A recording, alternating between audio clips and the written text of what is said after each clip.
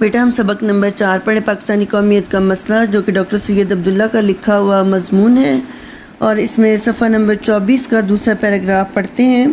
اس تشبیہ سے یہ واضح ہو جاتا ہے کہ پاکستان کی روح یعنی اس کا تخیل کا معنی ہوتا ہے قیاس، خیال یا تصور، تبھی زندہ رہ سکتا ہے جب روح کے ساتھ بدن کی بھی حفاظت کی جائے۔ اسی طرح اس کا بدن تبھی صحیح معنوں میں ایک زندہ ہستی بن سکے گا جب اس کے اندر کی روح سالم کا مطلب ہوتا ہے کہ پورا، مکمل اور برقرار رہے گی۔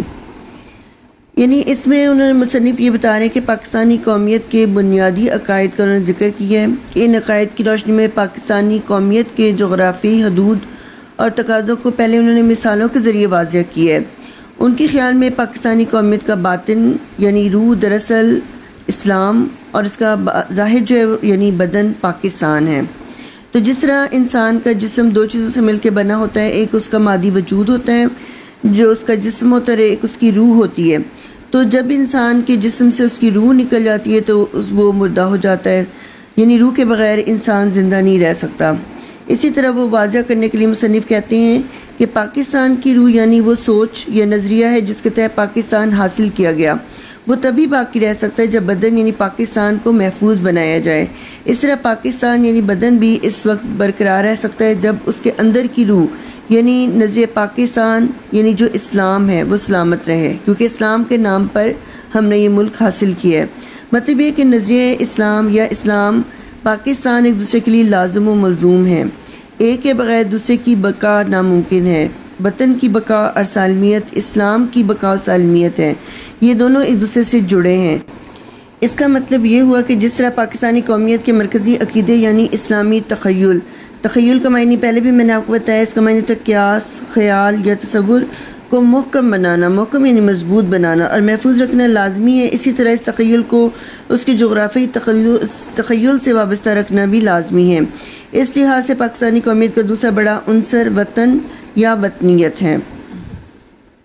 پاکستان کی سلامتی اور بقا کے لیے ضروری ہے کہ ہم پاکستانی قومیت کے اس مرکزی عقیدے یعنی اسلام کو مضبوط اور محفوظ رکھیں، کیونکہ ہماری قومیت کی بنیاد جو ہے وہ اسلام پہ رکھی گئی ہے اور یہ اس کی اصل روح ہے، وہی اس کا تخیل ہے اور عقیدہ ہے جس پر ہماری قومیت کی تشکیل ہوئی ہے۔ تو پاکستانی قومیت کی تشکیل کی بنیاد کے لیے جہاں اسلامی نظریہ اولین عنصر ہے یعنی اسلام پہلا نظریہ ہے، تو اسی طرح وطن یا ملک اس کا دوسرا بڑا عنصر ہے، کیونکہ کسی خطے زمین کے بغیر اپنے مذہبی، معاشرتی، تہذیبی، لسانی روایات کو زندہ رکھنا ناممکن ہے۔ مصنف بتاتے کہ ہماری قومیت دو چیزوں سے مل کے بنی ہے، اسلامیت اور وطنیت۔ اگلا پیراگراف پڑھتے ہیں۔ اس منزل پہ پہنچ کر دو سوال ہمارے سامنے آتے ہیں جو بعض اوقات بڑے پریشان کن یعنی پریشانی میں ڈالنے والے ثابت ہوتے ہیں۔ ایک سوال تو یہ ہے کہ جب اسلام میں جیسا کہ اقبال نے کہا ہے وطن پرستی کو اچھی نظر سے نہیں دیکھا گیا، تو پھر قومیت کے جغرافیائی تخیل کو ہم اسلامی تخیل کے ساتھ کس طرح اپنا سکتے ہیں؟ اس پیراگراف میں مصنف نے دو سوال اٹھائے ہیں، پھر بعد میں وہ خود اس کا جواب دیں گے۔ پہلا سوال تو انہوں نے یہ یعنی کہتے ہیں کہ ہمارے سامنے دو سوال آتے ہیں جو کہ بہت ہی پریشانی میں ڈالنے والے ہیں۔ ایک تو سوال تو یہ ہے کہ جب اسلام میں جیسا کہ علامہ اقبال نے کہا ہے کہ وطن پرستی کو اچھی نظر سے نہیں دیکھا گیا، یعنی علامہ اقبال جو تھے وہ شروع میں تو وطن پرستی کے قائل تھے لیکن پھر بعد میں جو ہے وہ اس کے مخالف ہو گئے تھے، اور جیسا کہ اقبال نے اپنے شعر میں کہا ہے ان تازہ خداؤں میں بڑا سب سے وطن ہے، ان تازہ خداؤں میں بڑا سب سے وطن ہے، جو پیرہن اس کا ہے وہ مذہب کا کفن ہے۔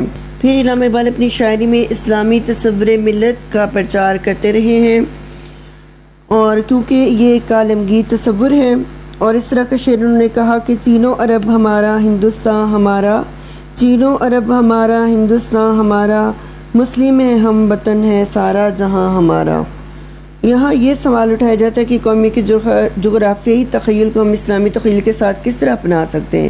اب دیکھیں کہ ہماری جو قومیت جو ہے وہ دو چیزوں سے مل کے بنی ہے، ایک وطن اور دوسرا اسلامی تخیل یا اسلام۔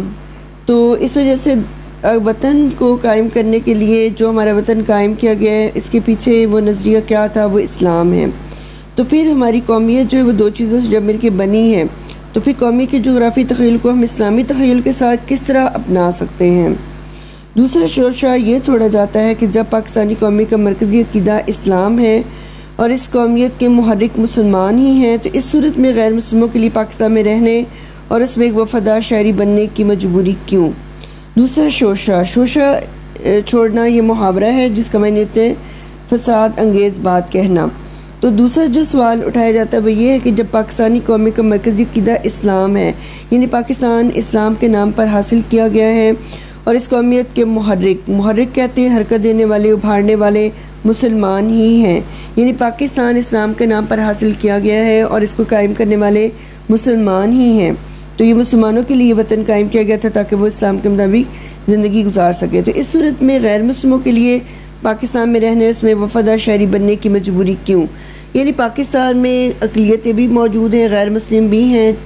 جب پاکستان قائم ہوا تھا اور ہندوستان کی تقسیم ہوئی تھی تو اس وقت جو علاقے مسلمانوں کے حصے میں آئے تھے یہاں پہ کچھ غیر مسلم بھی رہتے تھے اور پھر وہ یہاں سے چھوڑ کر ہندوستان میں نہیں گئے، وہ پاکستان میں ہی رہے ہیں اور پاکستان میں شامل ہیں۔ تو پھر جب غیر مسلم ہمارے ملک میں رہتے ہیں تو انہیں پھر ایک وفادار شہری بننے کی مجبوری کیوں؟ یعنی اس پیراگراف میں انہوں نے 2 سوال اٹھائے ہیں اور پھر بعد میں مصنف ان دونوں سوالات کا جواب ہمیں دیں گے۔